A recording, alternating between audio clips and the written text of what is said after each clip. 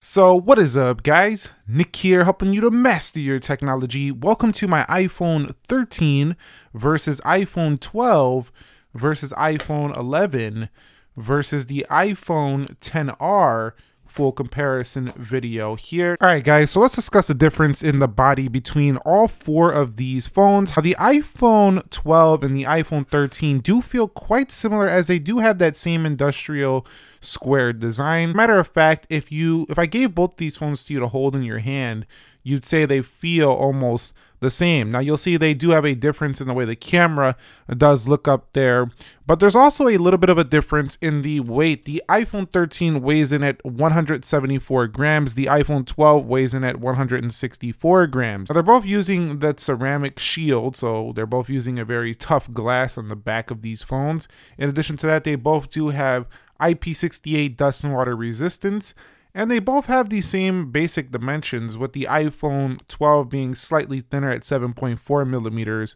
versus the 7.7 on the iPhone 13. What you really notice is a different notch, and you'll notice a different camera. Other than that, I would say choose those based on, do you want the camera and the better battery life, or do you want to save the money, get the iPhone 12? Now, I didn't really bunch those two with these because they're kind of different here. You have the rounded edges for the iPhone XR, and these actually, again, feel the same, just like the iPhone 12 and the 13, with, again, a difference on the back with the camera. Now, one thing you'll notice about the XR is it does say iPhone down there. We do have a dual camera, single camera. Some people like the clean look of the XR, but the XR to me is quite aging now, as is the iPhone 11. So you get 8.3 millimeters on both of these devices, and both of them do weigh in quite a bit heavier than these two at 194 grams. These were already big phones at 6.1 inches, but the iPhone 13 and 12 did get lighter than the iPhone 11 and XR. XR had IP67 though.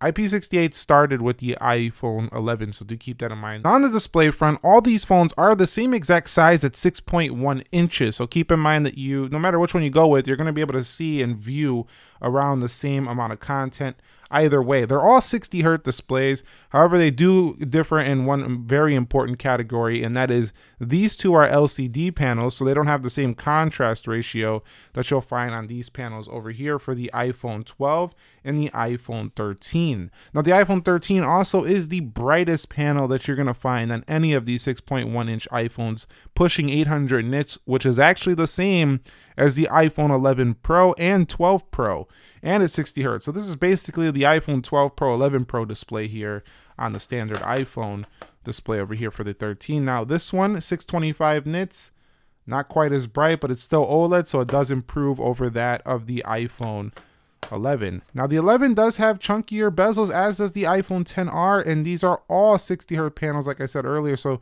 you're really not getting a big change in the overall smooth factor no matter which phone you do use here. But I gotta say, you are getting the more brightness for the 13, and you are getting the higher quality panel for the iPhone 12. So if I was you and you were looking for one of these iPhones, I would steer you towards these two if you want the best of the best. And the iPhone 11, you are making a little bit of a sacrifice there, as it's not even the sharpest. These come in at 326 ppi.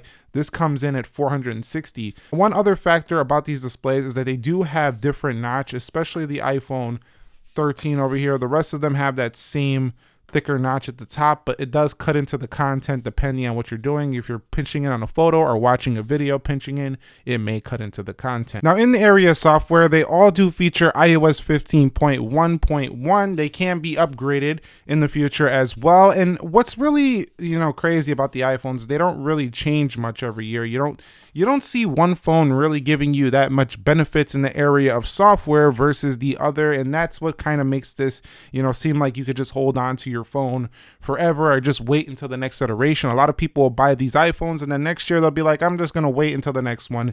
And this is the main reason, because no matter which one you go with, you're getting Apple's latest and greatest features in the way of the focus modes. You do have the share play on all of them. So it's basically like you're getting the same experience. You're just getting better hardware. So do keep that in mind. Mostly what you're going to be upgrading to different hardware if you go from something like the iPhone 11 to the iPhone 13. Now, if you loved your iPhone 11 and you want an up-to-date iPhone, you're still going to love your 13, but don't expect this to be some groundbreaking change. What you're going to get is a better feeling iPhone 11 with better spec, but you're not really getting anything that's going to be mind-bogglingly better. And now there's two iPhones here that are so much better than the other when it comes to battery life, and that is the iPhone 11 is really good at battery life, and R was pretty good as well.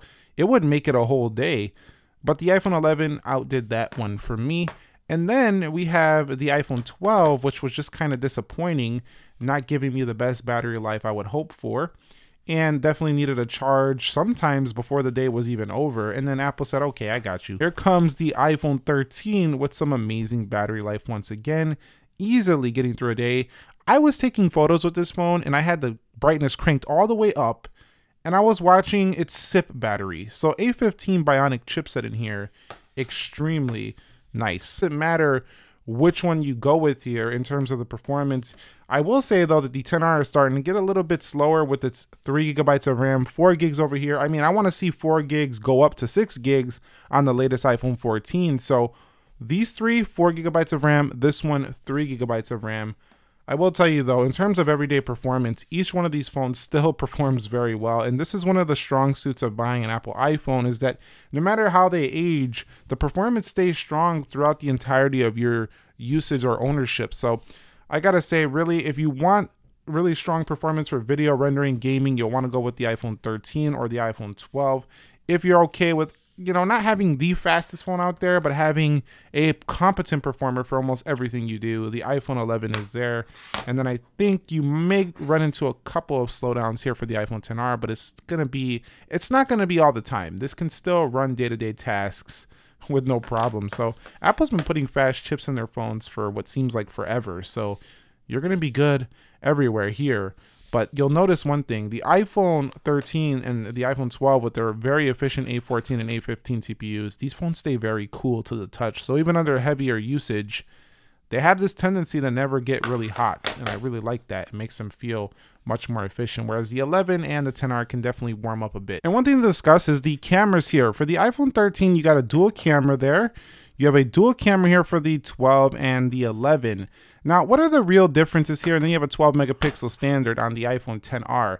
Now, the real differences here are that the XR, let's begin with the XR, single camera here, front-facing camera with 7 megapixels. It can only do 1080p on the front. So the most standard camera here on the iPhone XR, but you could do up to 4K 60 video. So that means that it held on for quite some time. Then the 11 came out and gave you such a good update here with having that ultra wide camera on the rear, which was game changing for the time. And then video 4K 60 on the rear and on the front. So bringing that 4K 60 camera was another major update for the iPhone 11. The results were always very impressive for the 11. I really love this camera. To this day, it holds on and hangs with the best of the best, I think.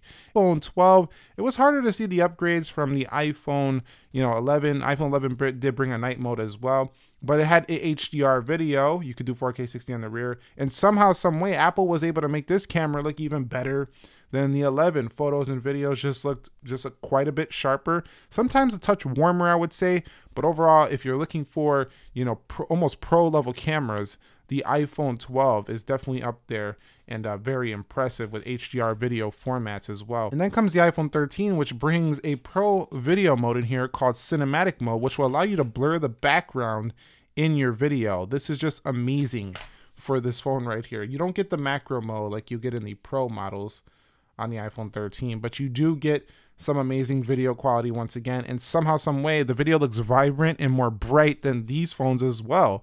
Then on the front, Apple retains that 4K 60 12 megapixel camera on the front. The 13 is the best camera here due to the larger apertures, can get better low light photography, better video, better blurring in the background.